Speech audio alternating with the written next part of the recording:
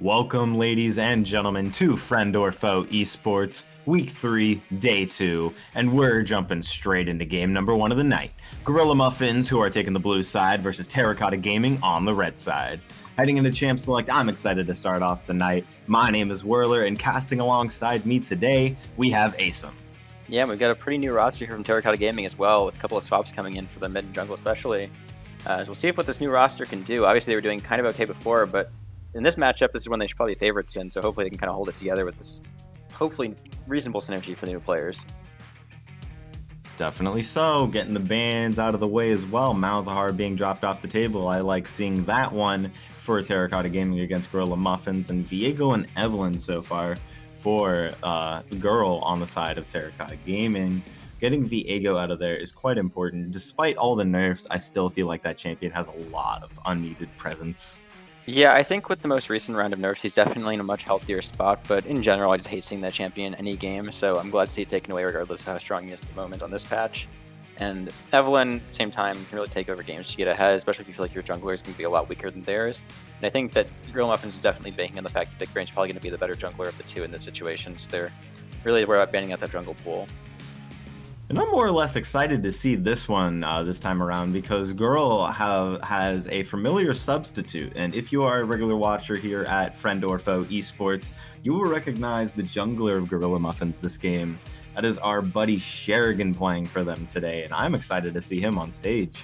Yeah, last time I remember him playing in a game, I believe he support gapped a Grandmaster player, so see if he can pull out that kind of performance again, but this time he's playing jungle, so we'll have to see what he actually ends up playing. I'm not really sure what his champion pool looks like in that role.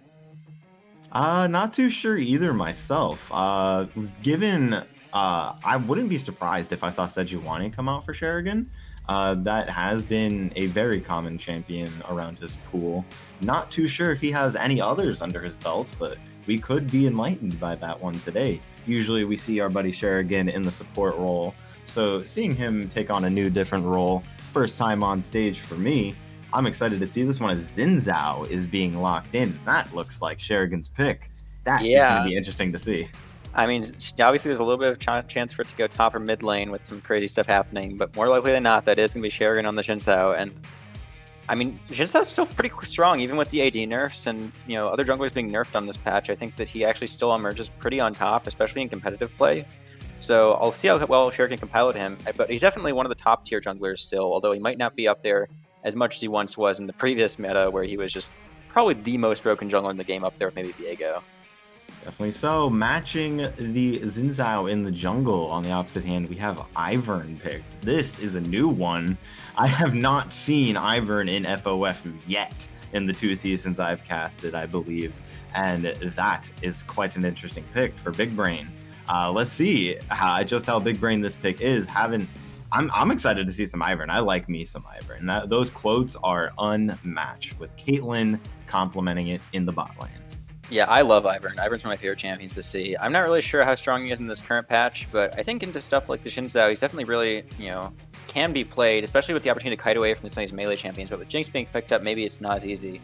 I really do think that Terracotta might be aiming towards something more of a kind of bot lane focused Caitlyn just funnel comp, even though they're not going to funnel her that many resources. She'll pretty easily dominate most lanes, even if something like a Jinx. If you get a support counter pick, you're pretty likely to dominate the lane. And you can snowball that advantage. Just having an Ivern to shield you on top of whatever support you have, providing maybe an Ardent Center or something, just gives you so much more power in those team fights to really carry the fight if you feel like your AD carry can really make it work. And I'm excited to see what support comes out here too, because if it's another Enchanter or something, then it really could just be all in on the Caitlyn. And I'm really excited to see Iron Tower and Oriri play this one out.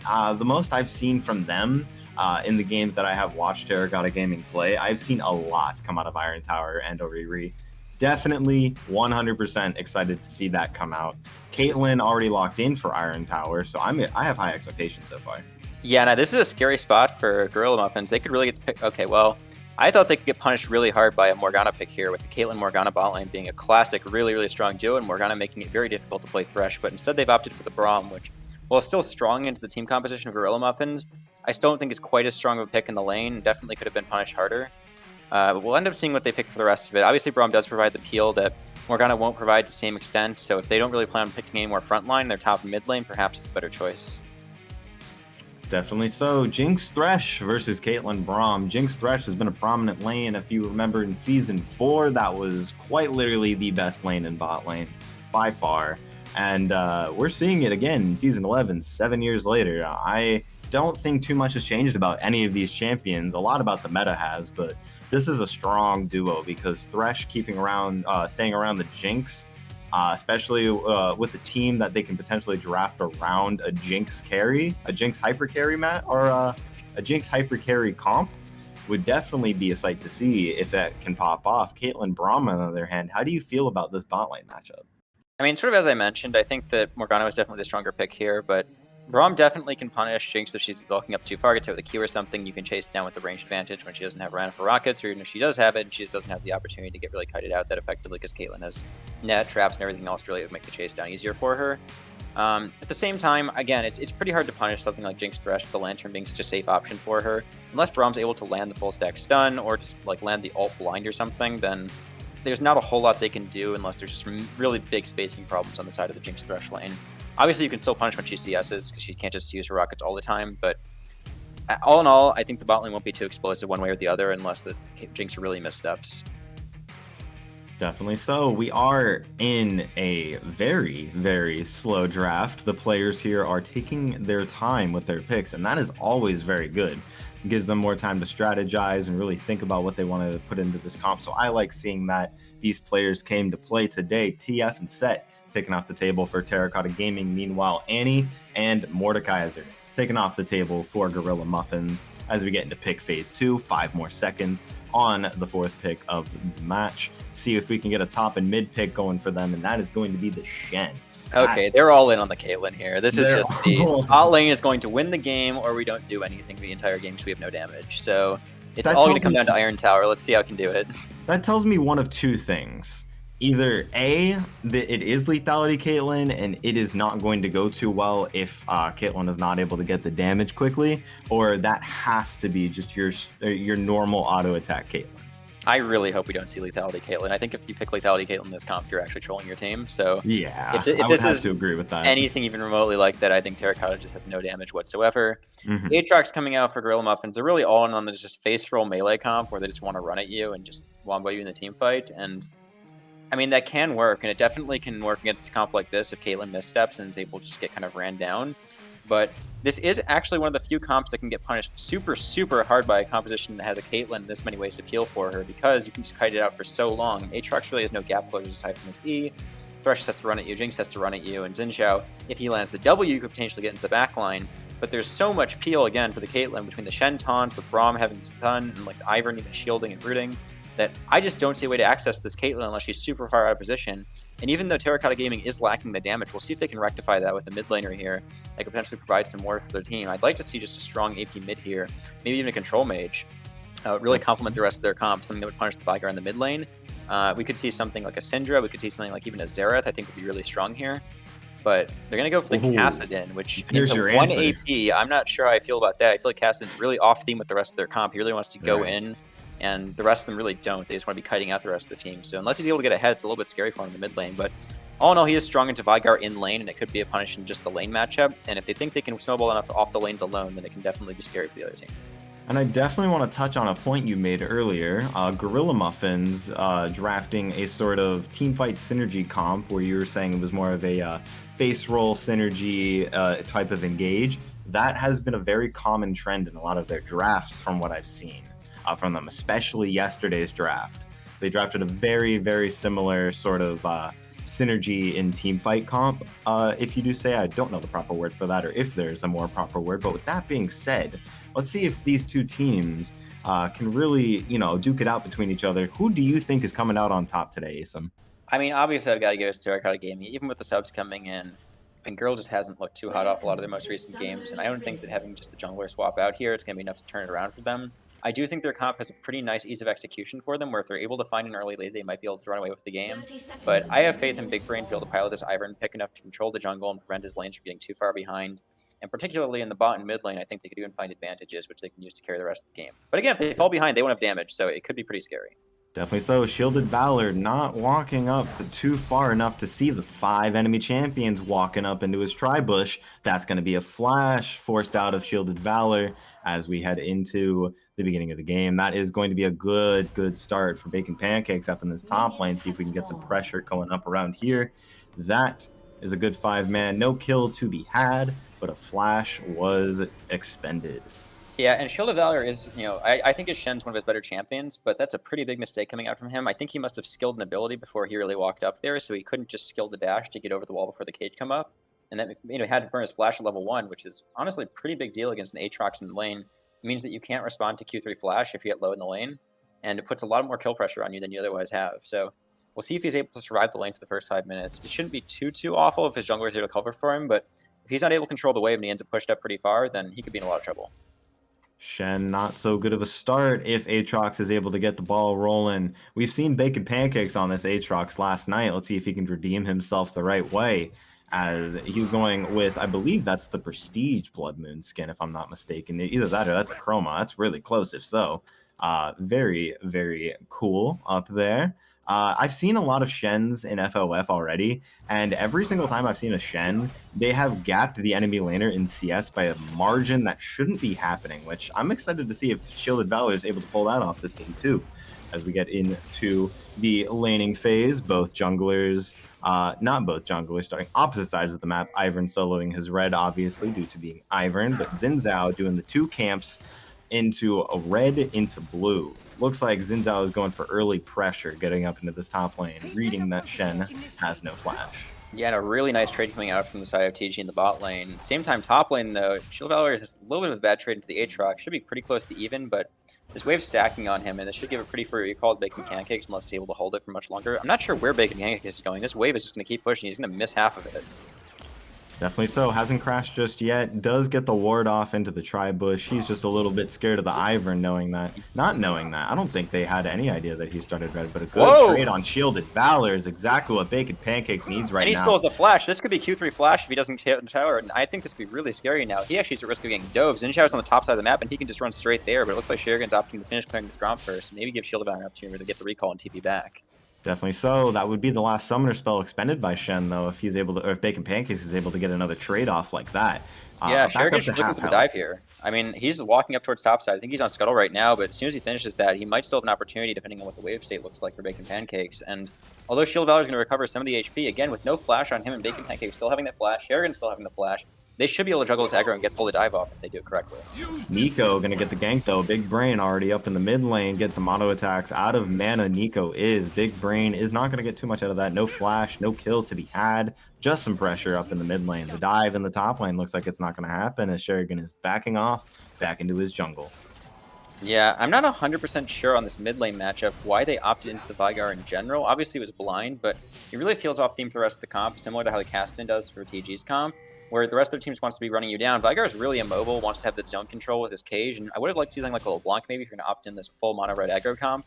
But it looks like Neko is actually doing pretty well in this mid lane matchup so far, even with the gank coming in, even though he's down CS, he's able to survive. I mean, against the Castan, obviously you want to get a little bit of advantage in the lane, but his jungler's not paying him much attention. He's hovering on top side, didn't pull out that dive. And overall, I think the lane states are pretty close to even, although, I mean, again, the mana disadvantage here is pretty big for him. Even though he has a health lead, it doesn't really matter because they both have TP still, and if he holds the mana advantage, he shouldn't be able to die. Nico's in a really rough spot. E missed onto Teen. Teen going to be able to walk out of that one freely. Ivern off to the side, so Teen is perfectly fine here. But first blood in the bot lane. Thresh getting the Braum stun on himself. He's not going to be able to get out of that one. Headshot from the Caitlyn's going to secure first blood for the bot lane. Yeah, and that is the scary thing with Caitlyn Braum, is if you are hit with a blind Braum Q and you're even a little bit up the lane, you're able to get those auto attacks up, pull off the stun, you're pretty much just dead. You can get chased down with the slow. Caitlyn's going to just chase you down, drop the traps. It's pretty easy to land traps once you're slowed from Braum Q, plus chaining it off the stun. I mean, there's so many ways for them to stay on top of you once they're on you, but the thing is that the Braum Q should never hit the first. Oh, good W from Bacon Pancakes to force the taunt out of Shen to be able to get out of that one. Taken very low. Has to burn the TP now. Flash is coming up in just a few seconds, so that is very good for Shen, as that level of threat is now nigh Shuriken and Bacon Pancakes were not able to punish it, unfortunately. Shen is going to be getting out of that one unscathed. No kill given over to Bacon Pancakes just yet. However, in the bot lane, that's a 10 CS lead so far on top of a Jinx. That is ideal to scale up as we get into this game. The more you can delay that, the more you can deny from the Jinx, the slower it is, the easier it is to overpower it. Kassadin hitting that level 6 power spike, getting a good trade on Nico. However, in the jungle, we got Shuriken going down already. Half health on the dragon. It's not going to be enough to start anything. Solo kill in the mid lane. Thanks for the leash. Gaming's taking a 2-kill fight off to the side of the mid lane. A good 1v1 from Kassadin to be able to secure that one. And a very good push from Terracotta Gaming's bot lane and jungler to get Shuriken and friends off of the dragon, pick themselves up a kill, and get themselves a Cloud Drake to start.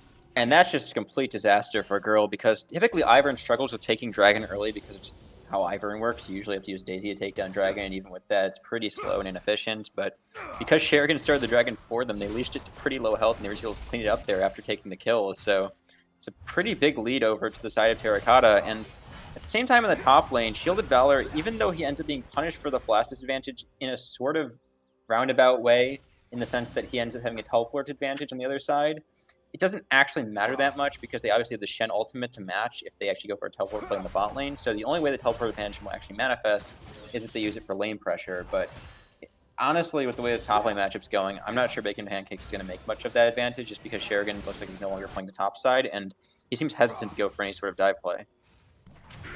Could be. He is getting some invade off on Big Brain, denying some camps for him. Big Brain coming around the mid lane as Shielded Valor is taking another trade against Big Pancakes, but Big Brain, forced to back off from the Vigar E, is not going for the root here just yet. That is not going to be anything expended in the mid lane. That has been, I think, 2 or 3 times in the mid lane. One was a fight where he was backing up Kassadin, but the other 2 were ganks. Nico is able to keep her flash and everything else, as Ivern is looking to pitch a tent here in this mid lane. So the thing that look out for once we get to the team fights is that it is possible for GURL to actually find opportunities to win fights if they can just blow up Caitlyn immediately, which can happen. They have flash up on those carries with the Xin Zhao, and even the Vigar can be focusing like a flash ult to follow up, but you can only really do that once every 5 minutes, and even with all of that pressure onto her, there's so many ways to save her from that kind of stuff. Braum's shield can block the Vigar ult, they can use the shield from the Ivern, and to some extent just from the Shen ulting on her, if they opt for that sort of defense, to protect her from all of that damage from the Xin Zhao diving on her. When Shen arrives, he can taunt him. It just gets super, super difficult. Obviously, if they mess up and she just dies, then they're running out of damage really fast, and it could actually turn into a pretty one-sided fight. But again, it relies on a lot of missed execution on the side of Terracotta, and so far we haven't seen that from them. But we'll have to see how it looks once they actually get to the true 5v5.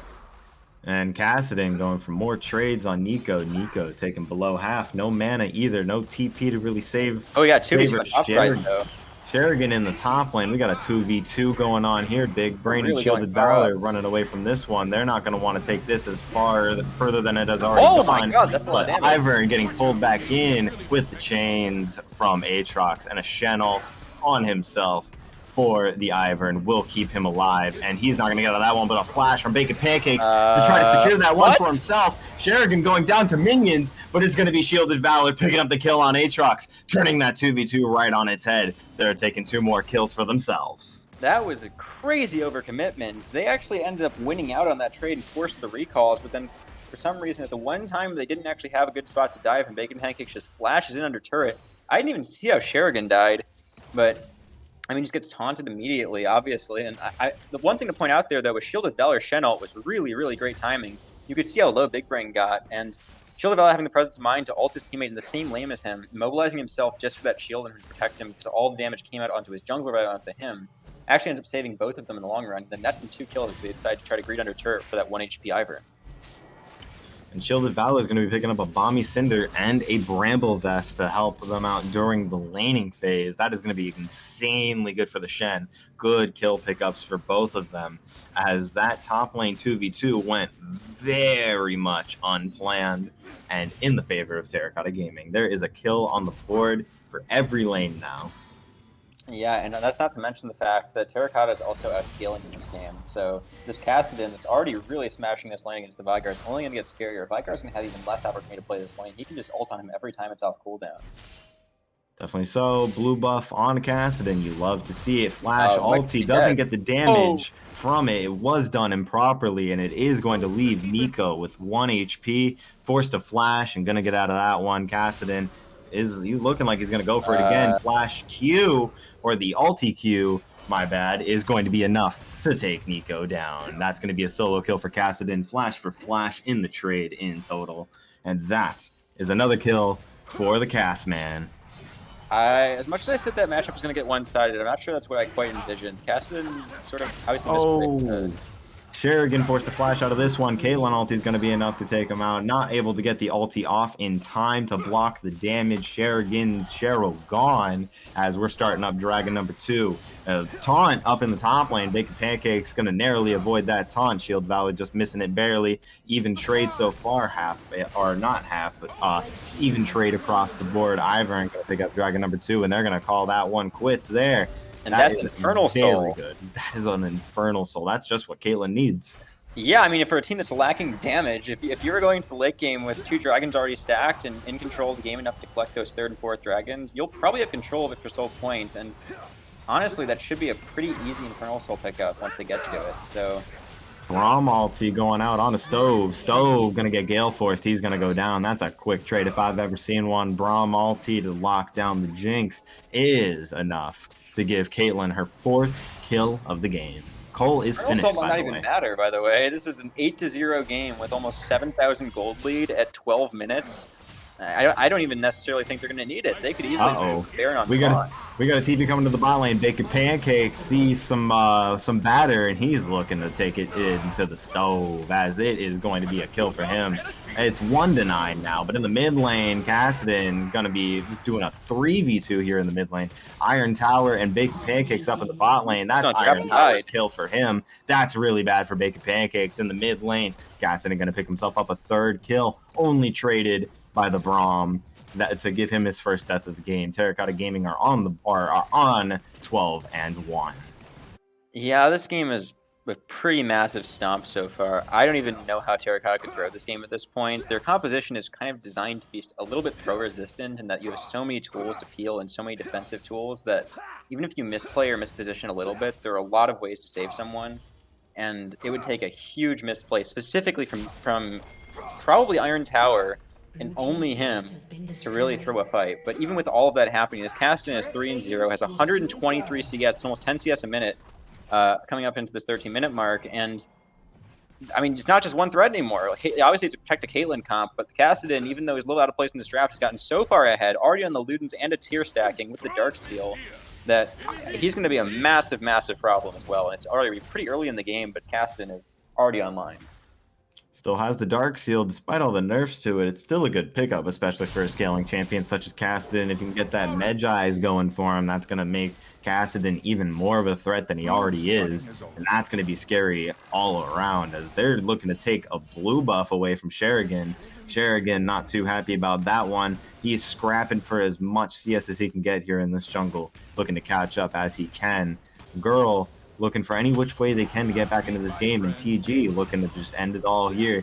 Bacon Pancakes got up against 3 or 2 in the top lane. There's a Daisy out to help as well. Shielded Valor going to pick up the kill for themselves, and that's going to put Shen at 3-0. Up in the bot lane, Stove and Black are pushing up the tower, going to get it to about two-thirds health, which is pretty good for them for what they can get.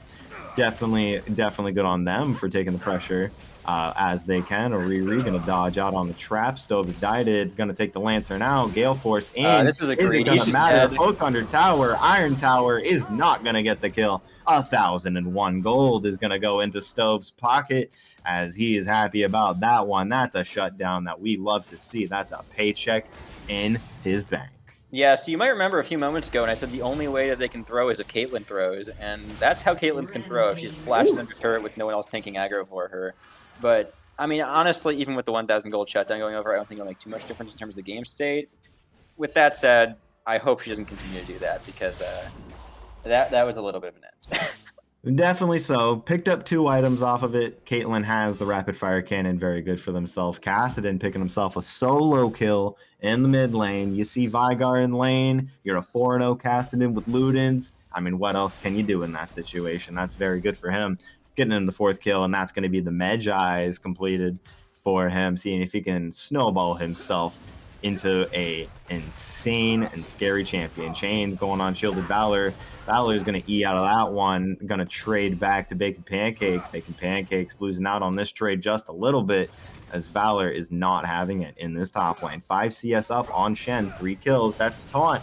Back on to Bacon Pancakes. Bacon Pancakes going to have to kite that one out.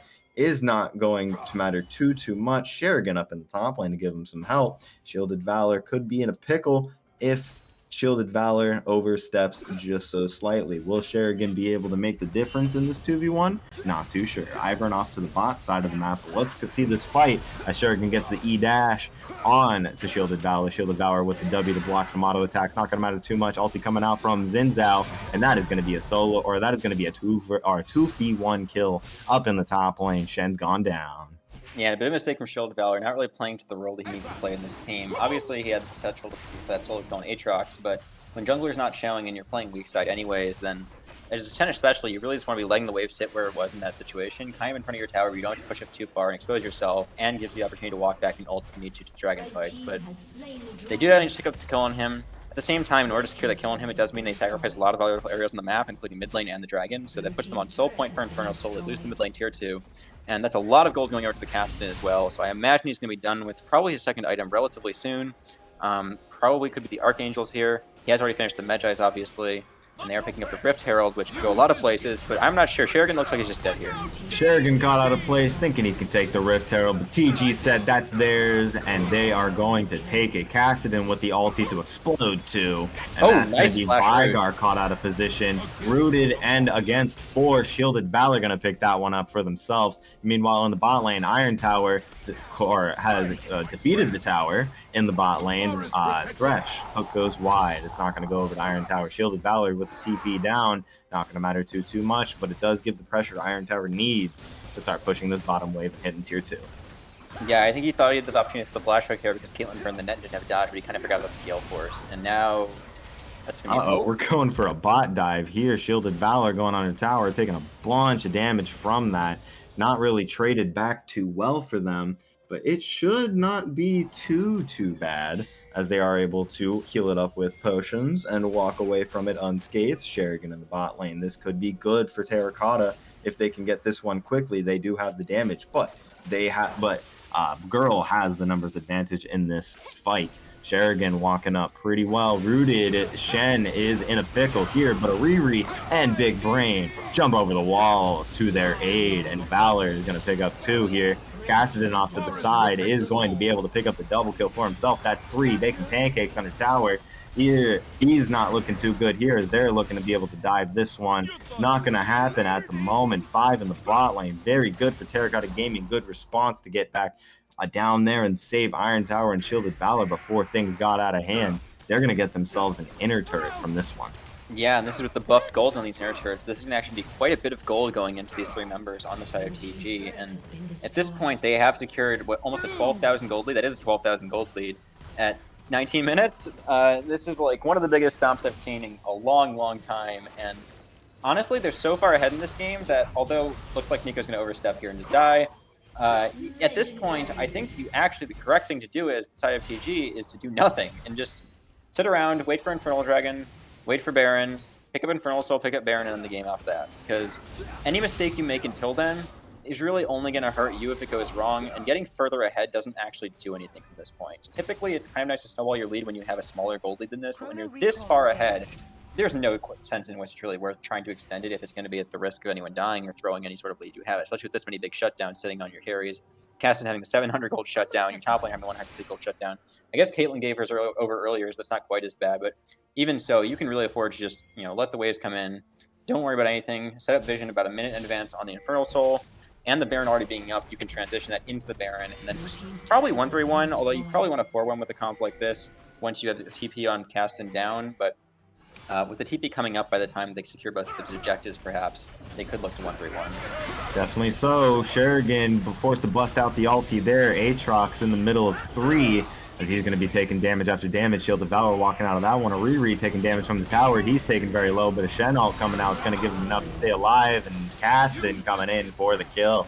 Sherrigan's going to have to go down there. And previously, before this fight, that's going to put Kassadin at 25 stacks on his Medjais. That's huge for him. Riri caught out of position. Nico going to scoop that one up for herself. They're going to take this one as they can. That's a 1-for-1 here in the top lane. So I think that they should wait to take the Baron as long as possible until the Infernal Soul comes up, because once they secure both those objectives, it makes their push basically completely impossible to resist for the side of GURL. But if they take the Baron before they take Infernal Soul, then they waste quite a bit of the Baron time where they won't have Infernal Soul. And while they still have enough gold lead to just push for the end anyways, it's just a safer play all the time to just go for the Infernal Soul first, and I think that's what they're opting to do with this reset. Probably going to take all their camps again. I think they're getting blue up Kassadin again. Yeah, so this team fight's going to be pretty easy for them if they even try to fight it. I imagine GURL won't even try to fight it, although they might. It looks like they might be posturing for it. I'm not sure what Bacon Pancakes is doing up here. Definitely so in this game. 4-22 so far. Terracotta Gaming doing a very, very good job so far with this lead. It is stemmed up to 13k now. Slowly but surely, Dragon coming up in about 15 seconds. Sherrigan not even going to live to see the day, as Nico is taking some damage as well. Sherrigan going down. That's the jungler gone from GURL. And they are going to look to get the soul off of this. Caitlyn already on the prey. And the rest of Terracotta Gaming look like they want to do Baron. Yes, that's really good from them, doing both of them at the same time here. Obviously, they could do one at a time. It doesn't really matter which way they end up to do this. I think it might even be faster if they do it one at a time, to be honest. Just the difference in the walking time versus having Caitlyn on Baron the entire duration might be worth it, but hard to make that calculation. I think they're just waiting for Caitlyn to finish and either walk up to it. But either way, this should be a pretty clean closeout from Terracotta Gaming. This game is borderline unthrowable. I mean, I would say it is unthrowable, but I've seen some crazy throws in FOF. And Stowe forced to flash out of that one. It's not going to matter. That is 1-2 for half his HP. Oh my. Opting to go for the full Rabadon's death cap instead of the Archangel staff.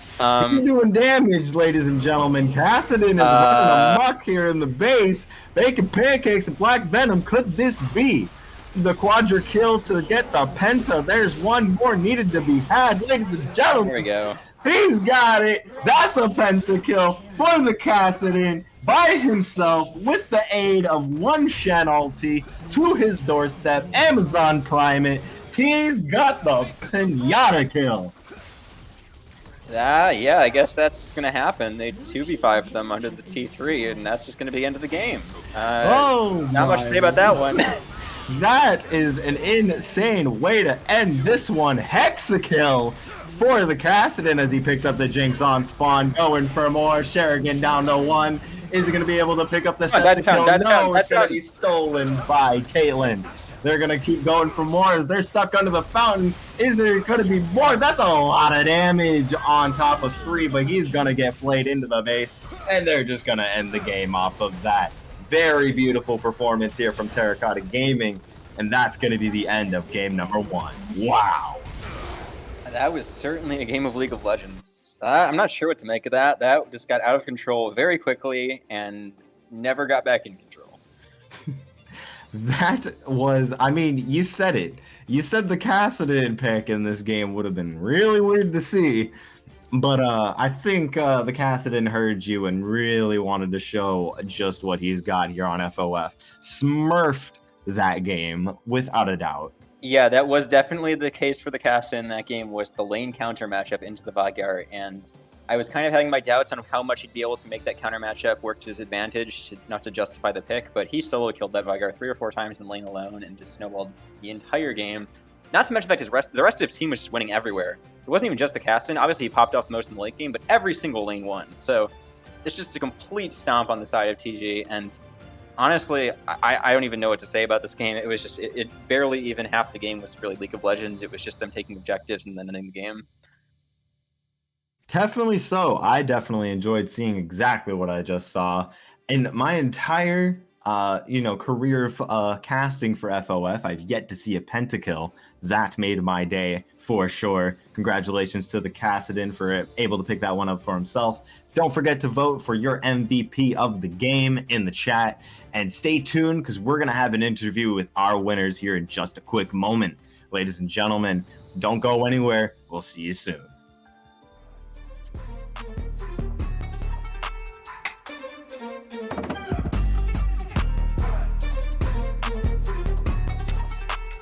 I'ma have to bust it.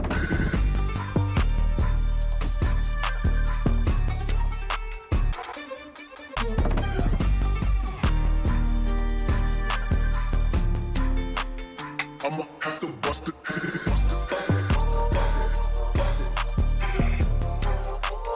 I'ma have to bust it.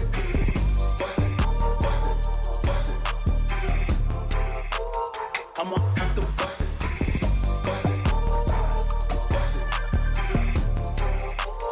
I'ma have to bust it.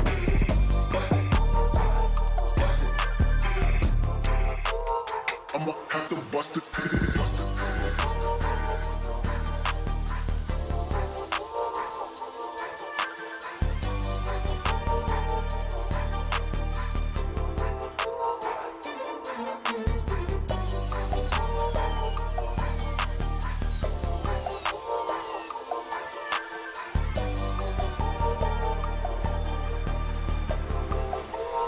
I'ma have to bust it.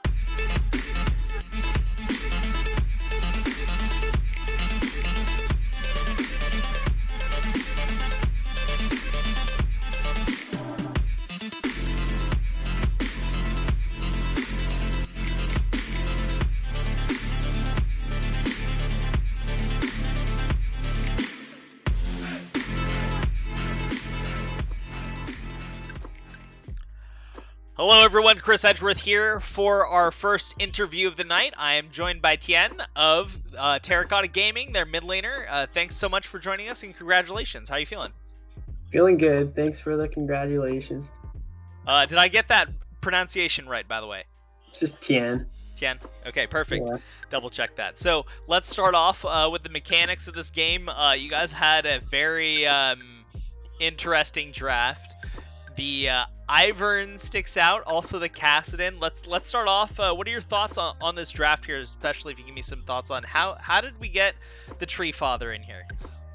Well, I think that our jungler came in as a sub, and so we went over what champions he could play, and Ivern popped up, and that interested our coach. So he's like, well, this guy plays Ivern. I don't get to see that very often. Let me just pick that guy up real quick and try to build a comp around him.